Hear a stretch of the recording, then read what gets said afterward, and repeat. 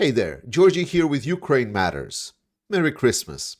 And since it's holiday time, I will be focusing on good things that happened during this year, that are happening now, and hopefully are coming in the next year as well, so you can keep up with your holiday spirit. We will assess more critically about what's the situation on the front line and what's happening in Ukraine in general more critically in some other video. But today, let's focus on the interesting and good news. So in last video, we talked about how Russian military have been degrading intensively over the last couple of years.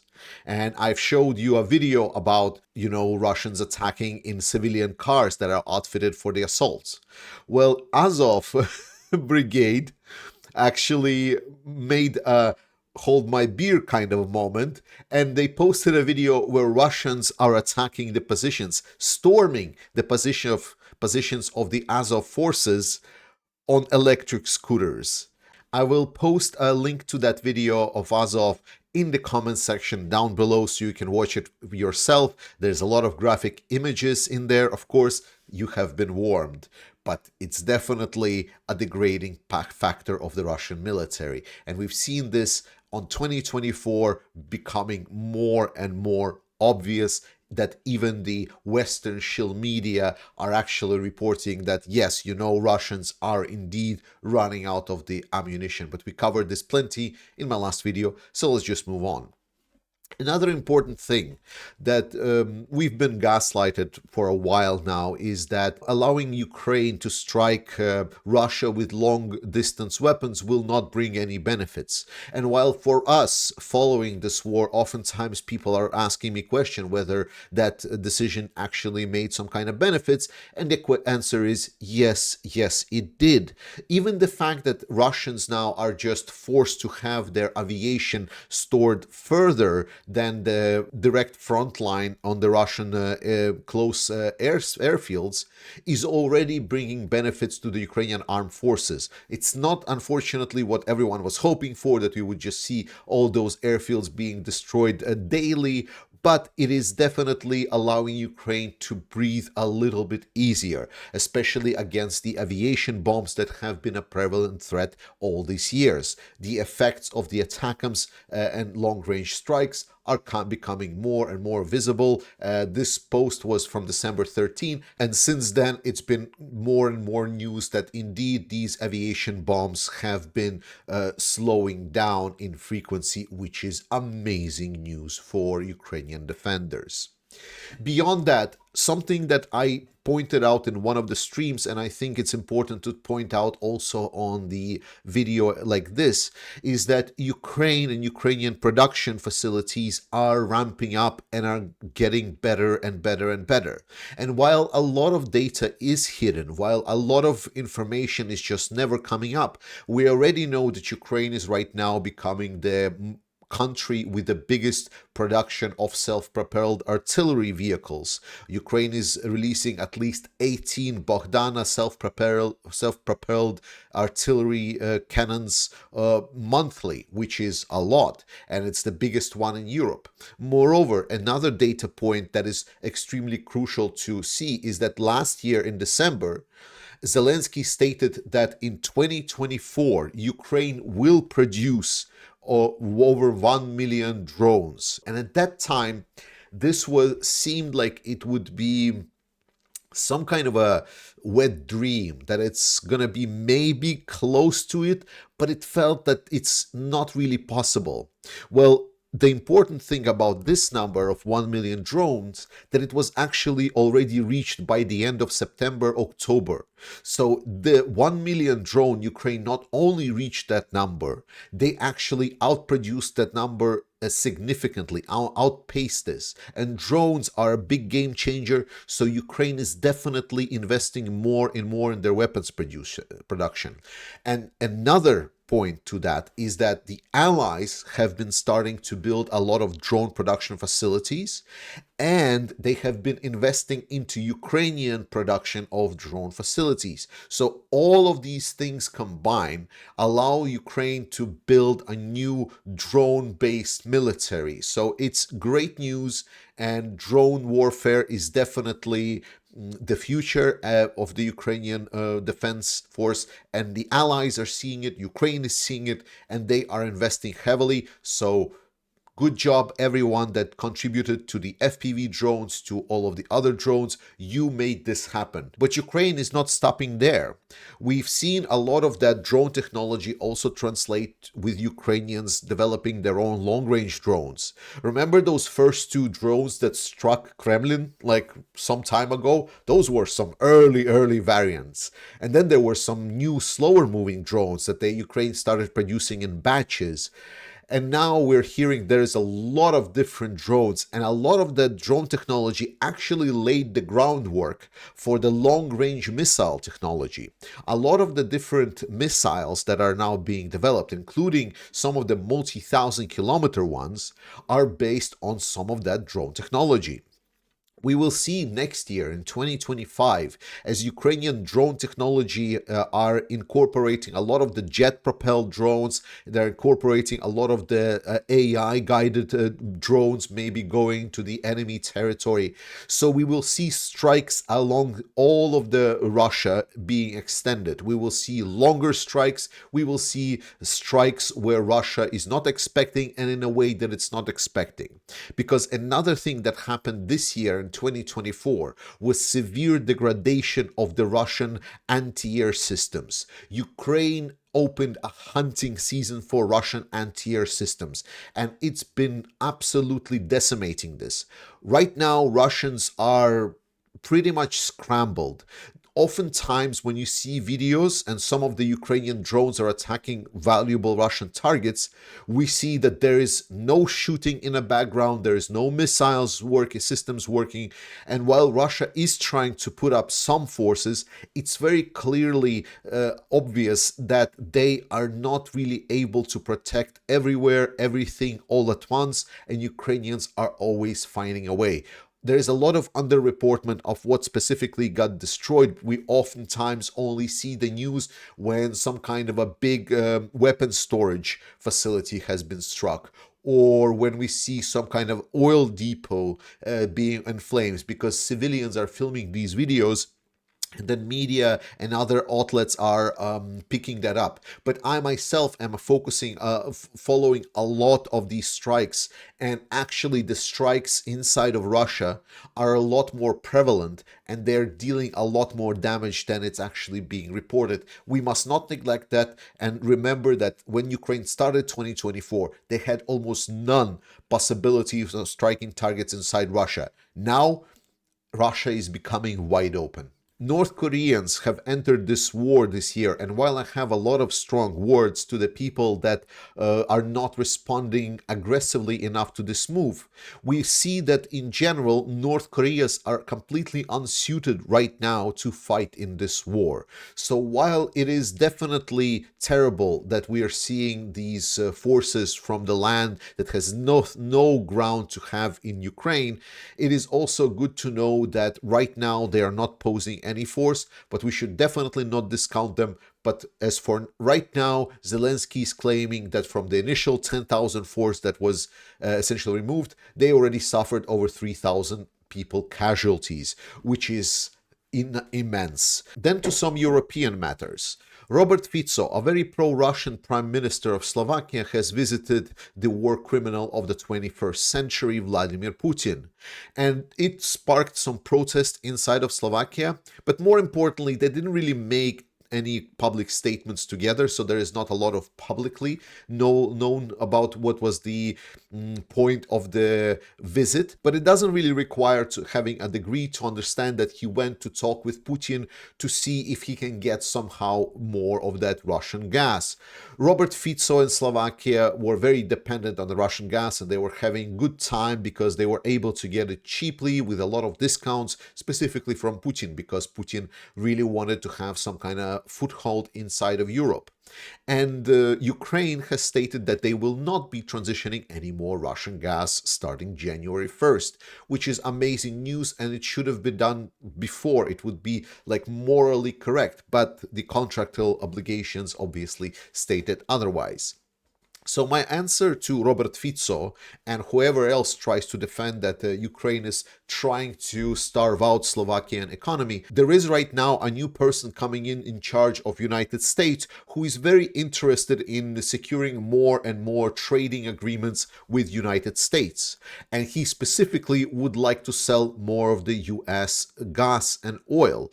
So I would suggest potentially Robert Fico and Viktor Orban to consider buying from your friend overseas. It would be better for everyone. Stop buying Russian. It's not good for you. And talking about some of these people, a lot of the discussion often is misguided, where people are stating, well, it's the left and the progressives that are kind of for Ukraine and it's a leftist project, whereas like conservative right wings, they don't really fully support Ukraine. And while people in this community kind of is a little bit more thoughtful and we understand that these discussions are complete nonsense, I think the best person to represent it is Giorgia Meloni.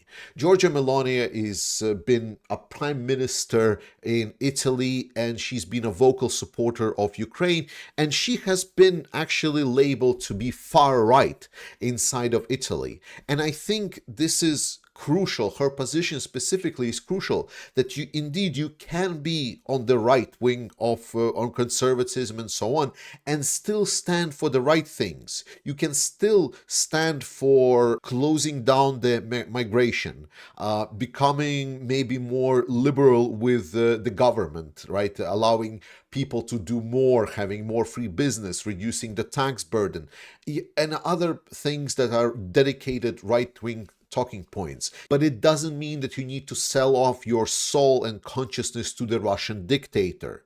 We've seen this specifically with Giorgia Meloni, as she was a staunch supporter of Ukraine, and she also very clearly understood the threat that the Russians are posing towards Europe and democracy as a whole.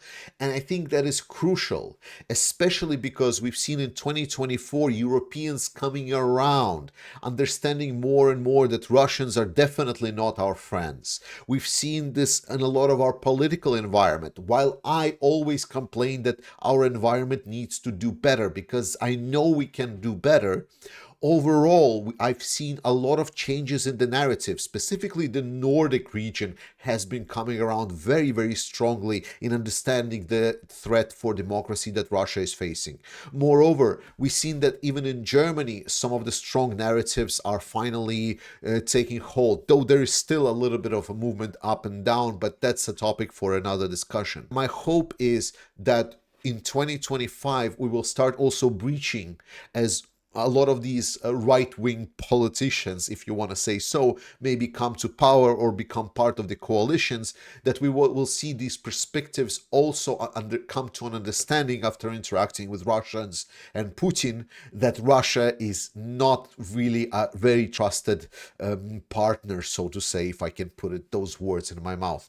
It feels icky though. And more importantly, I want to say huge thank you to Germany specifically, because Germany has been on, especially these channels, critiquing blocks quite a while now. And I want to make sure that we kind of understand that there is plenty of things to critique always. As I say, I do it because I know we can do better. But it's also very important to recognize that massive help that Germany is doing, that Germany is contributing to Ukraine. They're a big supporter of Ukraine. There's a lot of things that have been delivered to Ukraine. There is a lot of systems that have been delivered to Ukraine that no other country in the world even could deliver. So huge thanks to Germany. And I actually want to take this on and also say huge thanks to the rest of Europe, because in a large sways, we've, as I said, and Europeans have come around and understood that it's also our problem to solve. And now with the changing administration in the United States, because of the uncertainty it creates, the narratives that I'm hearing is not that the Ukraine needs to end this war, surprisingly, but the narratives are actually that there should be more support from the Europeans themselves to make sure Ukraine keeps on fighting and wins. But even if we're talking overseas, it's not all doom and gloom. Now, don't get me wrong. Like, I have my own personal things with Trump because this is my opinion. Like, we are living in democracy. I'm hoping in democracy. And people have the right to have an opinion about certain things. That's just how I am. But it's important to recognize that Trump and his administration, while is more transactional in its nature. Trump wants to have certain benefits for the United States, and you cannot really blame him for that. But it's also relevant to recognize that there is also benefits from that. And importantly, there are people in Trump's administration that are also pushing for more support to Ukraine. There are certain people that maybe not always are talking in the ways that you would like to hear, that maybe I would like to hear. And I'm critiquing, again, US, the same reason I'm critiquing Europeans, because I know US can do better, and I know US can do more. So Trump is a bit of a wild card, and I'm pretty sure that even the Trump supporters will agree with me that he is indeed very much like a person of his character. And with his character, I feel it is crucial that he comes to an understanding that Putin is not his friend. And if he does, that would be a great benefit for Ukraine, because I definitely think that if he will get to that position that he understands that Russia is weak and needs to be put down, he's not going to be as timid as Joe Biden. That I feel kind of for certain. So while I do have personal gripes with Trump, while I definitely would not vote for the guy, and I know a lot of the Trump supporters in my community are looking at me and every time I talk about the US crunch, but this time, guys, I have my trust in you because you support Ukraine. I've heard you loud and clear. You have been telling me that for a while now. I've read all of this and I do understand. So I'm looking to see what's going to happen in the January 20th when Trump comes to power. I'm going to see what Keith Kellogg is going to come up with, what he's going to say. I feel it's a bit of a tightrope we're going to be walking here, but I'm putting my trust in my community, the part that has been telling me, Georgie, you're wrong about Trump. He's not going to be that. Let's see. You're telling me that. I am listening to you. And then another thing that also happened in 2024, we've seen the fight for democracy go on in various formats. We've seen fight for democracy taking political fight inside of Moldova, where Russia tried to sabotage the elections that they had in Moldova. And they almost succeeded, but by a sliver of push, the Moldovans actually pushed over that line and actually elected pro-European politicians and enshrined in the constitution that Moldova will be following their path towards the European Union, which is, I believe, is crucial for democracy in Europe. Moreover, we've seen in Romania, as Russia tried to sabotage the election campaign in Romania, and then Romania cancelled all of those results, and now they're looking to restart that process. And in Georgia has been suffering a lot. They have had a very nasty government come to power that took a lot of the dirty money from Russia, and essentially over the last decade Georgia has been turned into kind of an oligarchy where a pro-Russian oligarch is dictating a lot of that, and the system of Georgian governance, the quality of Georgian governance have been degrading time and time again. And while at first the protests that Georgians have been doing seemed to me that they will be dying down, that it didn't seem that Georgians could stand up long enough to support what is right, they are proving me again wrong. I'm hoping that at some point they will realize that they need to do more and so on. But so far, we must recognize that there is a lot of push from the pro-democracy side. And that is crucial because oftentimes we see a lot of these authoritarians coming out, and media loves writing about these strongmen authoritarians that are doing things and dislodging democracy. What I want us also to recognize that while the authoritarians are trying to push the authoritarianism down our throats, there is a lot of grassroots people all over the world, in a lot of the developing places, that are looking up to us to become more democratic with all of our flaws, with everything. These are the people that are living right now in non-democratic regimes, and then they're like, yeah, it's better where democracy is. even if the democracies are not perfect. And we must value that and say thank you to Georgians that hoped that media would report more on this, but we are where we are with the media that we have. And to round up today's video, I want to talk about the most important thing, you. Because you are the champion of this channel and this community. You are the person that makes Ukraine matters in a large sense. Yes, there is me, a talking head on camera. Yes, there are the moderating team that are spending a lot of their own personal time really dedicated helping to Ukraine.